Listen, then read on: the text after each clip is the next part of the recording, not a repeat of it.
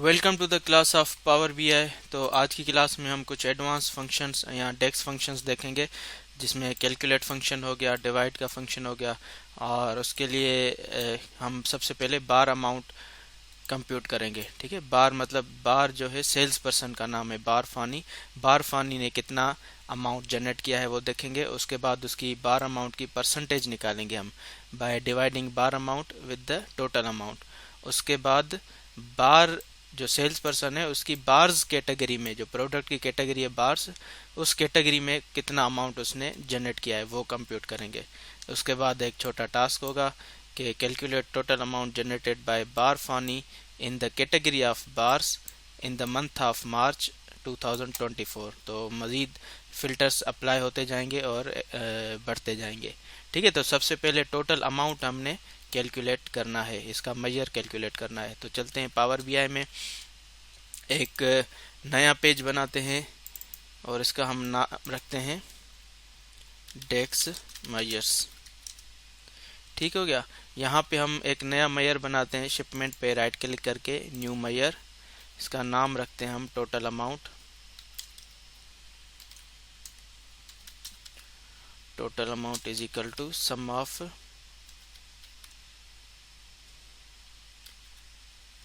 Of amount.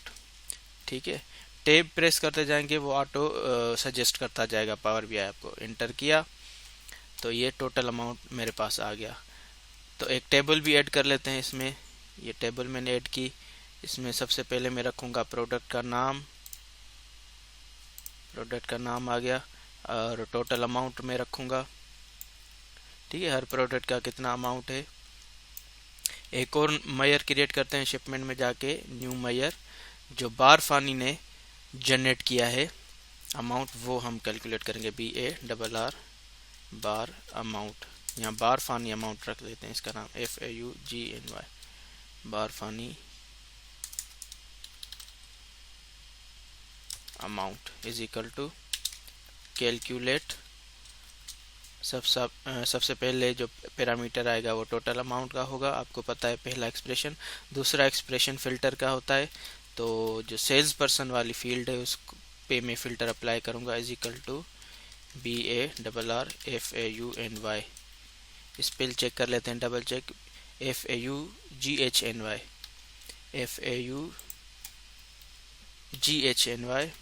इसको करते हैं ब्रैकेट ओवर और एंटर करते हैं। ठीक है, बार फानी, कोई एरर आ रही है यहाँ पे, देख लेते हैं कि not find name bar Fani. वापस दोबारा चेक कर लेते हैं, FAUGHNY, डेटा में भी देख लेते हैं इसकी स्पेलिंग क्या है, सेल्स पर्सन FAUGHNY।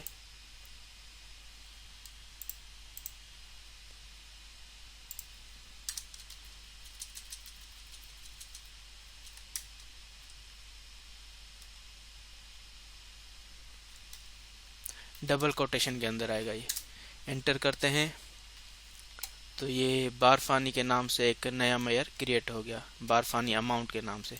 इसको भी ड्रैग करके टेबल में ड्रॉप करते हैं, तो ये उसका अमाउंट आ गया। अब इसकी परसेंटेज निकालेंगे कि बारफानी अमाउंट की आउट ऑफ टोटल अमाउंट कितनी परसेंटेज बन रही है इनटू ईच प्रोडक्ट।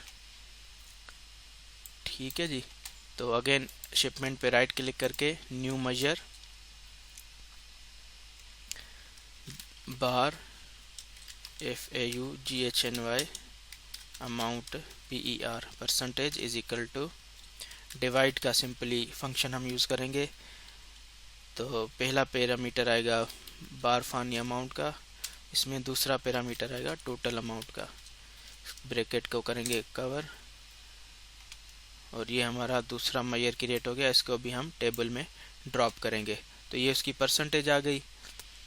ठीक है जी, अब फॉर्मेटिंग इसकी कर लेते हैं। यहाँ पे परसेंटेज सिलेक्ट कर लेते हैं, तो अब ये परसेंटेज बता रहा है 50% डार्क बाइट प्रोडक्ट जो है उसकी टोटल अमाउंट कितनी है और बार फानी की उसमें कंट्रीब्यूशन कितनी है, उसकी ये परसेंटेज आ गई 12.31%। ठीक हो गया। अब चलते हैं आगे पीपीटी में। ये परसेंटेज भी निकाल ली हमने। अब बार फानी की बार्स कैटेगरी में कितनी परसेंटेज है वो भी देख लेते हैं। अब इस टेबल में हमने प्रोडक्ट रखी है, टोटल अमाउंट, बाकी तीनों मेजर्स हैं, तो कैटेगरी को भी रख लेते हैं। यहाँ पे कैटेगरी को ड्रैग करके प्रोडक्ट के साथ मैंने ड्रॉप कर लिया। बार्स कैटेगरी में बार फानी की कितनी है तो वो भी चेक करने के लिए अगेन जस्ट फिल्टर हमने इंक्रीज करना है। राइट क्लिक किया शिपमेंट पे, न्यू मेजर में गया, यहाँ पे मेजर्स ही हमने क्रिएट करने हैं। Measures bars amount is equal to calculate का फंक्शन यूज होगा और total amount comma sales person पे फिल्टर लगेगा पहला, बार FAUGHNY बार फानी का। उसके बाद जो दूसरा पैरामीटर आएगा कैटेगरी का आएगा, कैटेगरी जो है वो is equal to double quotation के अंदर BARS बार। अब देखें दो फिल्टर्स अप्लाई हो गए टोटल अमाउंट पे। ठीक है, पहला बार फानी, सेल्स पर्सन का नाम बार फानी होना चाहिए और प्रोडक्ट कैटेगरी बार्स की होनी चाहिए। ठीक है, इसको कैलकुलेट करके हमें दे। ये बन गया मेजर हमारा, इसको भी ड्रैग करके टेबल में ड्रॉप करते हैं। ये रही। अब जो जो जहाँ जहाँ पे बार्स की कैटेगरी होगी वहीं पे उसका अमाउंट आ रहा होगा। ये देखें बार्स की कैटेगरी है, वहाँ पे ही उसका अमाउंट शो हो रहा है। ठीक है, तो बार्स की कैटेगरी में बार फानी का कितना अमाउंट है, यहाँ कंट्रीब्यूशन है, वो यहाँ पे शो हो रहा है। तो हमने बार फानी ने बार्स की कैटेगरी में कितना अमाउंट जनरेट किया है वो कैलकुलेट कर लिया। अब चलते हैं PPT की जानिब और देखते हैं क्या नेक्स्ट रिक्वायरमेंट है। अब हमने कैलकुलेट करना है टोटल अमाउंट जनरेटेड बाय बार फानी in the category of bars in the month of March and year 2024। तो चलते हैं पावर BI में, एक नया मेजर क्रिएट करते हैं by clicking on this shipment and then click new major.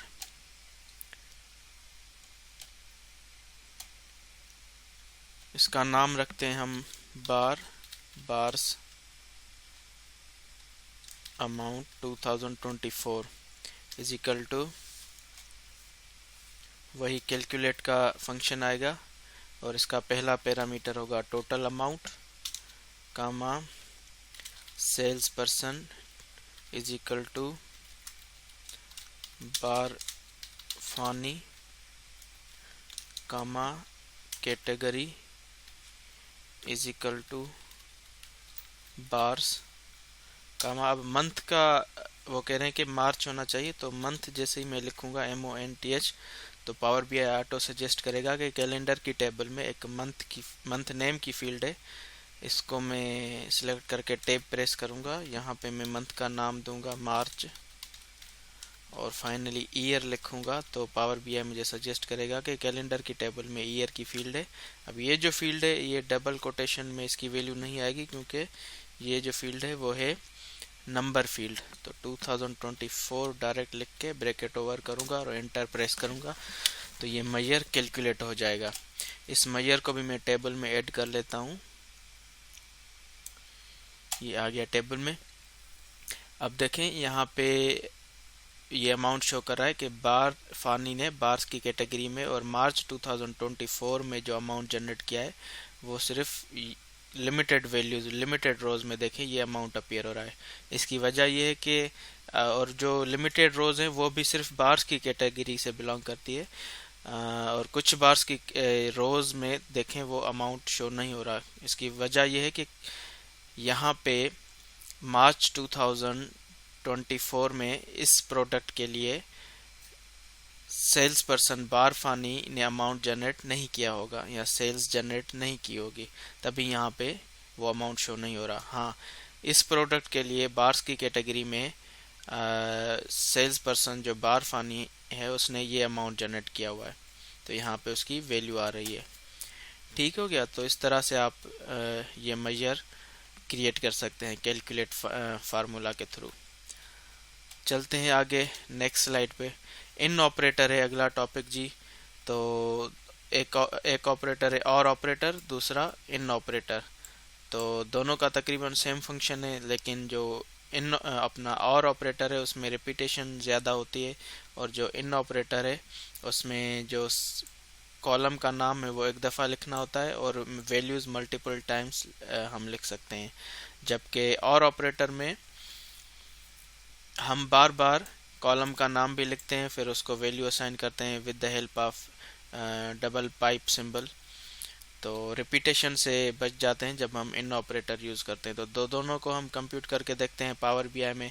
एक मेजर का नाम रखेंगे टोटल अमाउंट बाय टीम 1, दूसरे का टोटल अमाउंट बाय टीम 2, और दोनों का जो आउटपुट है उसको कंपेयर करके देखते हैं। चलते हैं पावर बीआई में, एक न्यू पेज बनाते हैं पेज 2 के नाम से, और यहीं पे शिपमेंट पे राइट क्लिक करके न्यू मेजर क्रिएट करते हैं और पहले वेरिएबल का नाम रखते हैं total amount by team 1 is equal to calculate का फंक्शन आएगा यहाँ पे। अगेन पहला पैरामीटर टोटल अमाउंट का, दूसरा पैरामीटर सेल्स पर्सन का, sales person is equal to double quotation के अंदर। अब मैं वैल्यूज़ यहाँ से जो सेल्स पर्सन के नाम है वो यहाँ से मैं कॉपी पेस्ट करता जाऊँगा। पहला है बार फानी, कंट्रोल सी, यहाँ पे मैंने किया कंट्रोल वी। अब double pipe symbol sales person is equal to दूसरे सेल्स पर्सन का नाम मैंने उठाया, इसको मैंने किया कॉपी और यहाँ पे मैंने किया paste. Likewise double pipe symbol और ऑपरेटर सेल्स पर्सन का नाम is equal to double quotation के अंदर तीसरे सेल्स पर्सन का नाम मैंने लिया, कॉपी किया और यहाँ पे किया paste. Likewise double pipe symbol sales person is equal to double quotation के अंदर आखिरी सेल्स पर्सन का नाम कॉपी किया और यहाँ पे पेस्ट किया, ब्रैकेट ओवर एंटर। ये और ऑपरेटर के थ्रू जितने भी मेंबर्स टीम 1 में आ रहे हैं, और ऑपरेटर के थ्रू मैंने उनका टोटल अमाउंट कैलकुलेट किया है। ये आपका वेरिएबल बन गया है, इसको ड्रैग करके हम ड्रॉप करेंगे कैनवास पे तो ये अमाउंट आ गया, बार चार्ट शो कर रहा है, लेकिन मुझे इसको टेबल में लेकर आना है और फॉर्मेटिंग में जाके इसकी साइज़ इंक्रीज करनी है। वैल्यूज़ में जाके साइज़ 20 हो गई। टोटल अमाउंट बाय टीम 1 बन गया है हमारा। अब यही मेजर हम इन ऑपरेटर के थ्रू बनाएंगे। तो शिपमेंट में मैं गया, new measure total amount by team 2। Team के नाम वही हैं, सिर्फ तरीका डिफरेंट है कैलकुलेट करने का। कैलकुलेट फंक्शन आएगा, पहला पैरामीटर टोटल अमाउंट का, सेल्स पर्सन यहाँ पे आएगा इन ऑपरेटर, और मिडिल ब्रैकेट के अंदर में यहाँ पे नाम लिखूंगा, लेकिन ब्रैकेट ओवर भी कर दूं मैं साथ साथ। ठीक है जी, ये पहले सेल्स पर्सन का नाम कामा देकर, दूसरे सेल्स पर्सन का नाम कामा देकर, तीसरे का नाम, चौथे का नाम, ये पांचवे का नाम। अब मैं नाम कॉपी करता जाऊंगा। 4 नाम है, पहला ये उठाया मैंने कंट्रोल सी, इसको मैंने किया यहाँ पे कंट्रोल वी, दूसरे का नाम उठाया कंट्रोल सी और यहाँ पे मैंने किया कंट्रोल वी, तीसरे का नाम उठाया कंट्रोल सी, यहाँ पे मैंने किया कंट्रोल वी, और आखिरी सेल्स पर्सन का नाम मैंने यहाँ से उठाया और यहाँ पे किया पेस्ट। ठीक है जी, एक्स्ट्रा डबल कोटेशन की ज़रूरत नहीं है।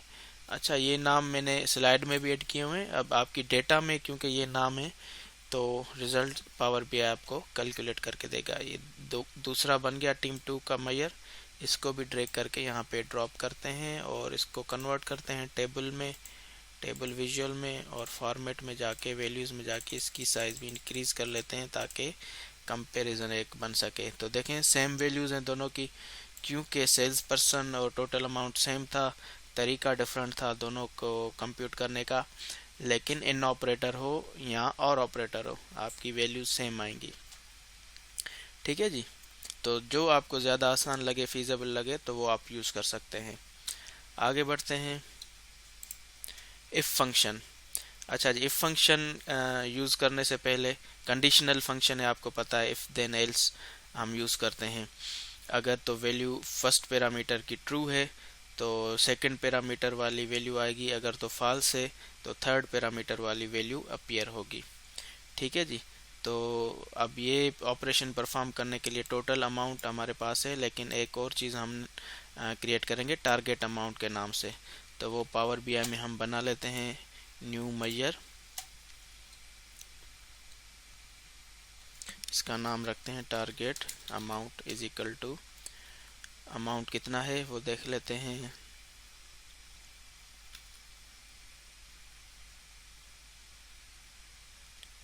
इसका रखते हैं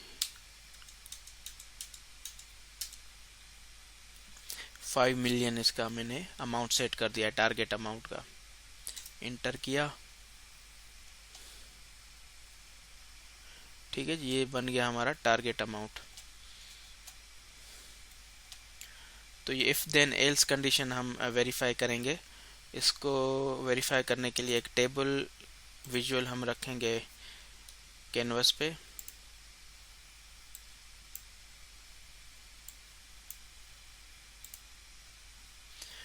टेबल विजुअल में सबसे पहले हम रखते हैं टोटल अमाउंट,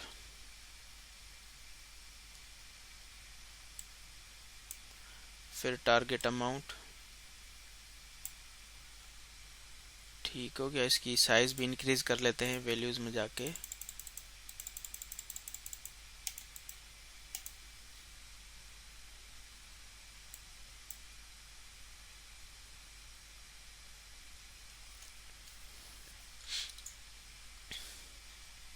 अब एक नया इफ देन एल्स कंडीशन के थ्रू मेजर क्रिएट करते हैं, न्यू मेजर, कंपेयर के नाम से मेजर क्रिएट किया, इज इक्वल टू इफ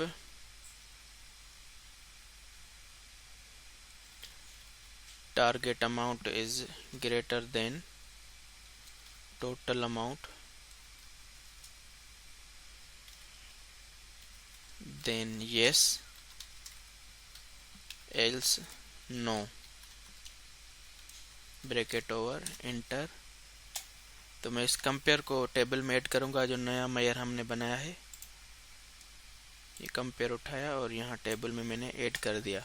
अब क्योंकि टारगेट अमाउंट ग्रेटर नहीं है टोटल अमाउंट से, तो नो का रिजल्ट आ रहा है इसमें। ठीक है जी, वापस चलते हैं पीपीटी में। यहाँ पे आप सिंबल्स भी ऐड कर सकते हैं, थम्स अप और थम्स डाउन वाली। तो ये भी करके देख लेते हैं, इसी मेजर को हम अपडेट करते हैं। अब ये थम्स अप और थम्स डाउन कैसे आएगा, इसका भी मैं शॉर्टकट आपको बता देता हूँ। इसी कंपेयर को ये रिजल्ट्स में बंद करता हूँ और विंडो प्लस डॉट प्रेस करेंगे तो ये इमोजीज आ जाएंगे। अब इमोजी कोई भी आप रख सकते हैं। अगर तो ये कंडीशन ट्रू है तो कौन सा इमोजी होना चाहिए, लेट्स से थम्स अप वाला कहाँ है, ये रहा थम्स अप। ठीक है जी, डबल कोटेशन के अंदर विंडो डॉट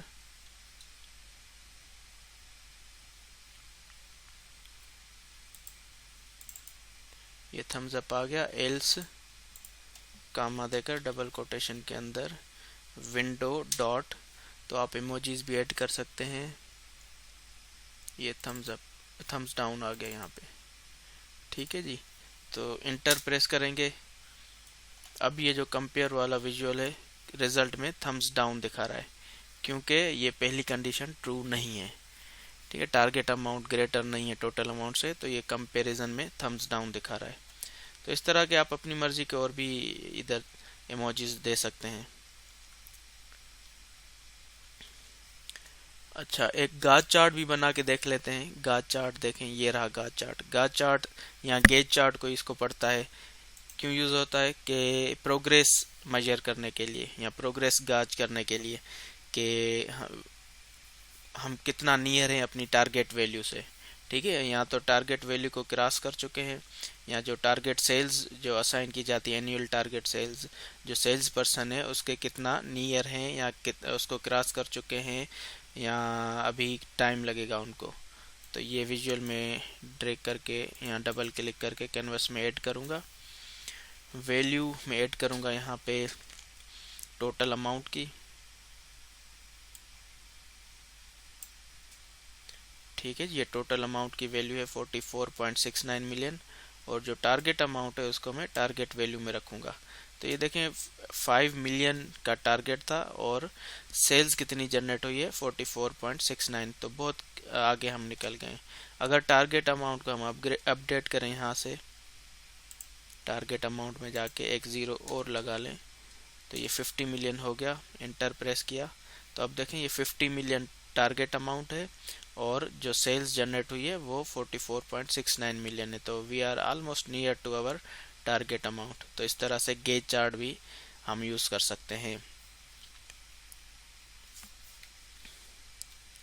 तो this was all about DAX functions in Power BI advance DAX function, जिसमें हमने पढ़ा कैलकुलेट का फंक्शन देखा, जिसमें हम पहला पैरामीटर एक्सप्रेशन पास करते हैं, दूसरा फिल्टर अप्लाई करते हैं, फिर डिवाइड का फंक्शन पढ़ा जिसमें परसेंटेज हम कंप्यूट कर रहे थे, फिर अगेन कैलकुलेट का फंक्शन, ठीक है जी, जिसमें फिल्टर अप्लाई कर रहे थे। इन ऑपरेटर देखा और ऑपरेटर भी हमने देखा और इम्प्लीमेंट किया। इसी तरीके से आखिर में हमने इफ फंक्शन जो कंडीशनल फंक्शन है वो भी परफॉर्म करके देखा पावर में। इसमें से अगर आपको कोई क्वेश्चन हो तो वो आप पूछ सकते हैं। Thank you.